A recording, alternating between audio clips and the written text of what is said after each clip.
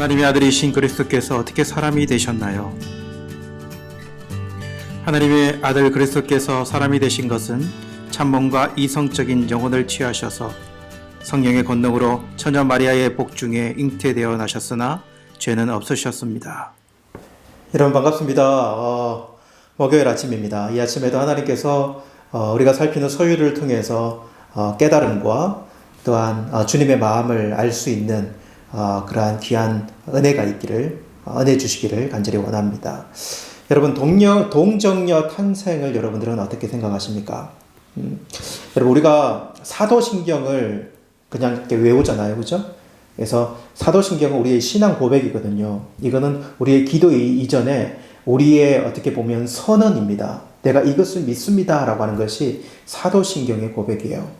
그래서 우리는 선서하듯이 정말 나의 믿음을 고백하며 사도신경은 우리가 고백해야 하고 그렇게 고백하고 있습니다. 그 내용 중에 여러분 동정녀 마리아에게서 나시고 라고 하는 이 문구가 들어가잖아요. 그죠? 여러분들은 이것이 어떤 의미인 줄을 알고 고백하고 계십니까? 여러분 어떤 사람들은 하나님이 세상을 창조하셨다고 하는 것을 믿는데 어떻게 동정녀 탄생을 왜 못 믿어? 여러분 이렇게 쉽게 이야기하는 사람도 있을 수 있어요. 그죠? 또 어떤 사람들은요. 내가 말을 안 해서 그러는데 사실은 믿기지가 않아. 어떻게 그런 일이 가능해? 이렇게 이야기할 수 있는 사람도 있을 거예요. 물론 그렇게 이야기를 하면 야, 너 진짜 믿음 없다. 너 진짜 믿음 없다. 라는 질타를 들을 수는 있겠지만 그러나 한번 생각해 볼 수 있는 부분 아니겠습니까? 그죠? 정말 쉽지 않아요. 예, 여러분 우리가 성경을 읽어나가면서 이런 부분을 만날 때 어떻게 보면 이성으로 따라가다 보면 이 부분에 나면 걸려서 넘어질 만한 걸림돌이 분명히 되긴 합니다. 예, 그래서 이것을 참 받아들이기가 쉽지 않은 부분이 분명히 있음을 우리는 생각해 볼 수 있어요. 여러분 이것이 참 쉽지 않습니다. 그러나 우리는 성경에서 이해해야 하는 부분이 있고요. 그리고 믿음으로 고백해야 하는 대상이 이 부분이 분명히 있다는 것에 대해서 우리 명백하게 알아야 합니다. 우리의 노력은 그 믿음의 대상을 이해하려고 하는 노력이 분명히 필요해요. 그러나 여러분 우리가 이해되지 않는다고 해서 어떤 부분이 이해되지 않는다고 해서 우리가 용납하기 힘들다고 해서 그것이 사실이 아닌 것도 아니라는 것도 사실이 아닌 것이 아니라는 것도 우리는 생각할 수 있어야 합니다.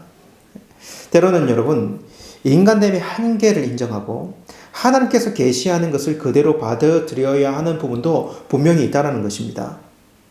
여러분 왜 예수님은 동정녀의 몸에서 태어나셔야 했을까요? 이것을 그냥 이해할 수 있는 것이 아니라 이런 부분은요 우리가 믿음으로 받아들이고 성경에서 우리에게 뭐라고 이야기하는지에 대해서 오히려 귀를 열고 그것을 생각해 볼 필요가 있는 거죠. 비비 워필드라고 하는 신학자가 있습니다. 이 신학자는 이렇게 이야기했어요. 초자연적 그리스도의 구원이 초자연적 출생의 필연적 결과를 수반한다. 이런 이야기를 한 적이 했습니다. 이게 무슨 말이냐 하면요. 그리스도의 구원 사역과 동정녀의 탄생이 관계가 없는 것이 아니라 동반되어야 한다는 것이에요. 그러니까 이것이 세트라고 하는 것입니다. 우리의 구원을 위해 구세주는 반드시 하나님과 죄 없는 인간의 인격을 지니셔야 했다는 것입니다. 그런데 하나님은 그 일을 어떻게 하기로 작정하셨는가 라고 하는 거예요. 동정녀의 몸을 빌어 성령을 통하여 잉태하는 방법, 이 방법을 작정하셨다라고 하는 것입니다. 여러분 어떤 사람은 이것이 기독교의 최고의 걸림돌이다라고 이야기하는 사람도 있습니다. 이러한 비이성적인 요소들을 기독교에서 제거해야지 오히려 사람들이 기독교를 믿게 될 것이고 오히려 사람들이 교회 안으로 몰려올 것이다. 그렇지 않으면 이 비이성적인 것들이 납득이 되도록 증명을 하든지 이렇게 이야기하는 사람이 있다는 거죠. 그래서 여러분 어떤 사람들은 신화적으로 보이는 요소들 그것을 비신화화해야 한다라고 이야기하는 사람들이 있어요.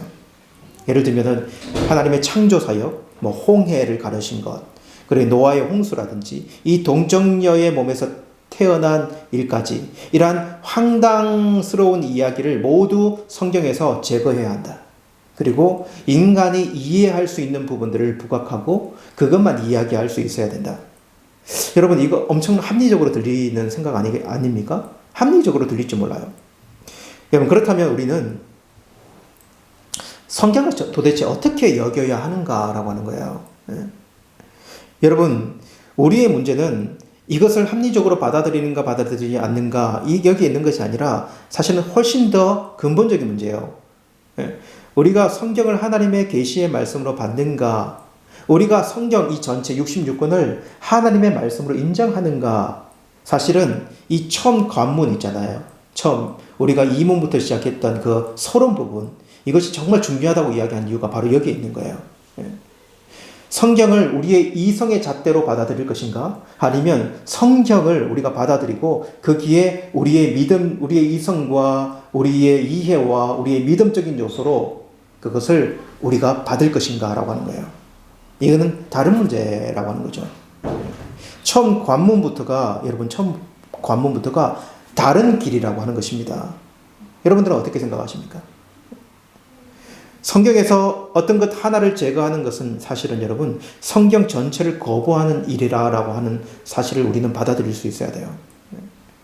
여러분, 그래서 깊이 생각을 해보면요, 동정녀의 탄생은요, 하나님의 작정, 섭리, 우리 예수님의 사역, 그리고 우리 예수님의 그 사역 중에 이 구속 사역과 긴밀히 연관되어져 있다는 사실을 우리는 생각해 볼 수 있어요. 여러분, 하이델베르그 요리문답이 있습니다. 거기 36문에 보면 이런 물음을 던집니다. 그리스도의 거룩한 수태와 탄생으로부터 당신은 어떤 유익을 얻습니까? 라고 하는 물음을 던져요. 근데 이 답변이 어떻게 되냐면요, 그가 우리의 중보자이시라는 것과 그의 순수하심과 온전한 거룩하심이 하나님 앞에서 내가 타고난 나의 죄를 덮으시는 유익을 얻습니다. 이렇게 답변해요. 내가 타고난 나의 죄를 덮으시는 유익을 얻습니다. 예수님의 동정녀의 탄생이요, 우리 죄를 사하는 그런 유익을 얻는다는 거예요. 그러니 예수님의 동정녀 탄생이요, 우리의 구속과 긴밀히 연관되어져 있다라고 하는 이 이야기를 하고 있는 것이거든요. 여러분, 감옥에 사형수가 있습니다. 근데 이 감옥의 사형수가 감옥에서 어떤 친구를 만났어요. 근데 이 친구를 이야기 들어보니까 너무 불쌍해요. 그리고 이 사람이 너무 억울해. 그래서 교도관을 불러서 제가 이 친구를 대신해서 죽을 테니까 이 친구는 그냥 죄를 사해 주세요. 저희 죽음으로 이 친구의 죄를 사해 주세요. 이렇게 이야기할 수 있습니까? 이렇게 이야기할 수 없어요. 이미 자기는 사형수예요. 자기는 죄인이라는 거죠. 죄인이 죄인의 죄를 사할 수 있는가? 그럴 수 없다는 것입니다. 이 사람의 죄를 사할 수 있는 의로움을 가진 자, 완전한 의로움을 가진 자여야 된다는 것이죠. 여러분, 이 세상에서 아담의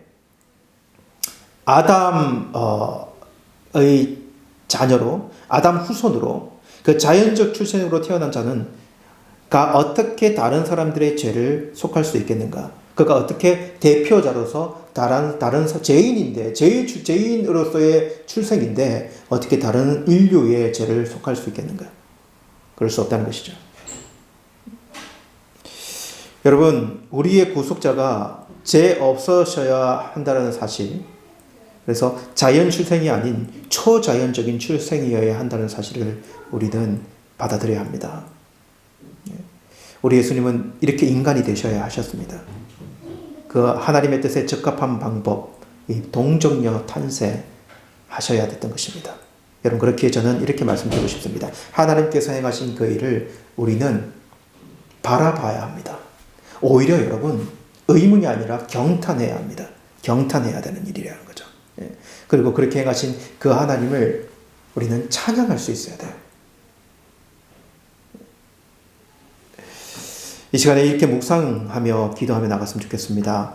마태복음 1장 23절 말씀에 보면, 보라, 처녀가 잉타하여 아들을 낳을 것이요 그 이름을 임마누엘이라 하리라 하셨으니, 이를 번역한즉 하나님이 우리와 함께 계시다 함이라 이렇게 기록하고 있어요. 이 말씀은 이사야 7장 14절에서 인용한 말씀이거든요. 이미 예언자를 통해서 예수님이 처녀의 몸에서 탄생할 것을 예언하셨고, 우리 예수님은 그 예언의 성취로 이 세상에 동정녀의 몸을 빌어서 이 땅에 오셨습니다. 그리고 하나님은 예수님의 이 땅에 보내심을 통해 임마누엘, 하나님이 우리와 함께하여 주심을 우리에게 보여주셨다라고 하는 것이요. 우리 예수님의 오심은 인간을 버리지 아니하시고 하나님이 우리와 함께 하심을 보여줍니다. 그렇기에 하나님께서 육신을 입고 오신 이것은 우리가 경탄하고 찬송해야 하는 일입니다. 여러분, 그것을 바라보며 그 은혜를 묵상하며 나갔으면 좋겠어요. 그리고 그 은혜를 기억하고 고백하며 나갔으면 좋겠습니다. 그 마음을 가지고 이 시간 우리의 마음 다하여 기도하며 이 자리에 나가도록 하시겠습니다. 기도하시겠습니다.